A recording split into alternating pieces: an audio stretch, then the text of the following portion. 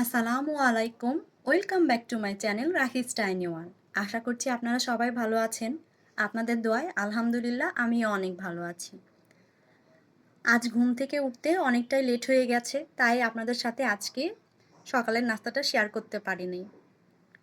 Of camera নাস্তা সেরে আমি যখন রান্নাঘরে এসেছি দুপুরে রান্না করার জন্য, এসে দেখি আমার আদা রসুন বাটা শেষ হয়ে গেছে। আমার একদমই মনে ছিল না আদা রসুন বাটা ব্লেন্ড করার জন্য। তো কি আর করার, ভুলের খেসারত তো দিতেই হবে। তাই অফ ক্যামেরায় আমি তাড়াতাড়ি করে আদা রসুনগুলো ছিলে ব্লেন্ড করে নিয়েছি। আমি অনেককেই দেখেছি আদা রসুন ব্লেন্ড করার পর এর সাথে লবণ মেশানোর পাশাপাশি তেলও মিক্সড করে। আমি এটা মিক্স করি না, আমার কাছে এটা ঝামেলার মনে হয় বা আমার ভালোও লাগে না। আমি শুধু লবণটাই মিক্সড করে রেখে দিই ডিপ ফ্রিজে। এভাবে শুধু লবণ মিক্সড করে নর্মাল ফ্রিজে রেখে আপনি 7 থেকে 15 দিনও খেতে পারবেন। স্বাদ গন্ধ কোনোটাই নষ্ট হয় না, ফ্রেশ থাকে। কথা বলতে বলতে আমার বক্সে আদা রসুনগুলো উঠানো শেষ হয়ে গেছে। এখন আমি বক্সের ঢাকনা লাগিয়ে একটা টিস্যু দিয়ে বক্সের গাগুলো ভালো করে মুছে আমি রেখে দিব ডিপ ফ্রিজে। এভাবে ডিপ ফ্রিজে রেখে কিন্তু 1 মাস পর্যন্ত আপনি খেতে পারবেন, কোনো সমস্যাই হবে না। তো ডিপ ফ্রিজে রেখে এসে আমি চলে এসেছি ব্লেন্ডারের জগ এবং আরও যে বাটিগুলো বের হয়েছে সেগুলোকে ধুয়ে নেওয়ার জন্য।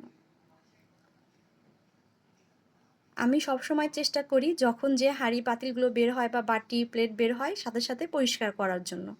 এতে কাজ করতে ইজি হয়, কাজগুলো জমে থাকে না। অনেকেই দেখি একবারে সব জমিয়ে রেখে দেয় রান্না শেষে ধোয়ার জন্য, তখন রান্না শেষ করতে করতে অনেকগুলো জমা হয়ে যায়। তখন মনে হয় এতগুলো পরিষ্কার করতে হবে, তখন একটা বিরক্তি চলে আসে আর অনেক সময় নষ্ট হয়। আর সাথে সাথে ধুয়ে ফেললে রান্নার কাজগুলো খুব তাড়াতাড়ি শেষ হয়ে যায় এবং তাড়াতাড়ি রান্নাঘর থেকেও বের হয়ে যাওয়া যায়।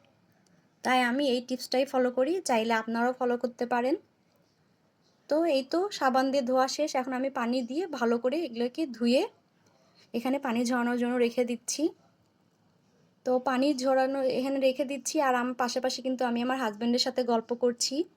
যেহেতু সারা সপ্তাহে সে অফিসে থাকে, সপ্তাহের এই দিনটাই বাড়িতে থাকে, তাই আমাদের সারা সপ্তাহের জমানো সব গল্পগুলো আমরা করছি।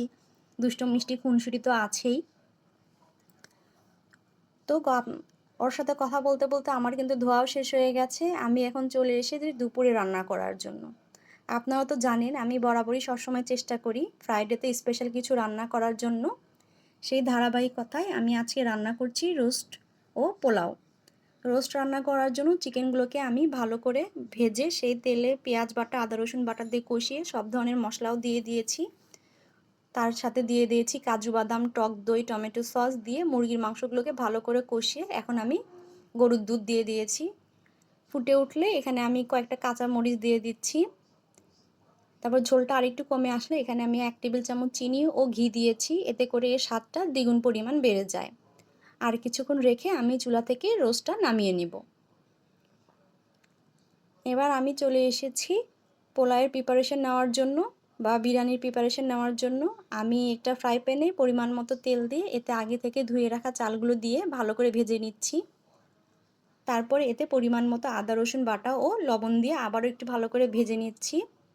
তারপর এতে দিয়ে দিব ফ্রোজেন করা গাজর ও মটরশুঁটি দিয়ে ভালো করে নাড়াচাড়া করে এখানে আমি পানি যোগ করে ঢাকনা দিয়ে ঢেকে দেব। ঝরঝরে পোলাও রান্নার বুদ্ধি হচ্ছে আপনি যে কাপ বা বাটি দিয়ে চালটা মেপে নেবেন সেই বাটি দিয়েই আপনি পানিটা দিবেন। ধরেন আপনি 2 কাপ পরিমাণ চাল নিয়েছেন, তাহলে আপনি 4 কাপ পরিমাণ পানি দিবেন।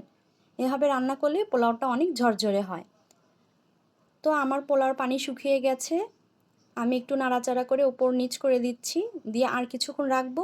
ব্যাস তাহলেই হয়ে যাবে আমার পোলাও রান্না। আর আমি শেষ পর্যায়ে এখানে কিন্তু আমি 1 টেবিল চামচ ঘিও অ্যাড করে দিয়েছিলাম পোলাওর ফ্লেভারটা আরও ভালো আসার জন্য। আপনারাও চাইলে এই টিপসটা ফলো করতে পারেন। এই তো আমার রান্না শেষ। আমি এখন এগুলো চুলার কাছ থেকে নিয়ে ডাইনিং টেবিলে নিয়ে যাব আর আপনাদের সাথে সরাসরি দেখা হবে দুপুরের খাবারে। আমি অফ ক্যামেরায় গোসল নামাজ শেষ করে দুপুরের খাবারটা রেডি করে নিয়েছি। প্লেটটা আমি সুন্দর করে ডেকোরেশন করেছি। আর রোস্ট পোলাও খাবো, সাথে কোক হবে না তা তো হয় না, তাই কোকটাও নিয়ে নিয়েছি। তো তো দুপুরে খাওয়া শেষে বিকালের দিকে আমার হাজবেন্ড তার একটা জরুরি কাজে বের হয়েছিল। সে আসার পথে আমার জন্য নাস্তা নিয়ে এসেছে। সে বাইরে থেকে নাস্তা করেছে, চাও খেয়েছে, তাই শুধু আমি আমার জন্য 1 কাপ কফি বানিয়ে নিচ্ছি।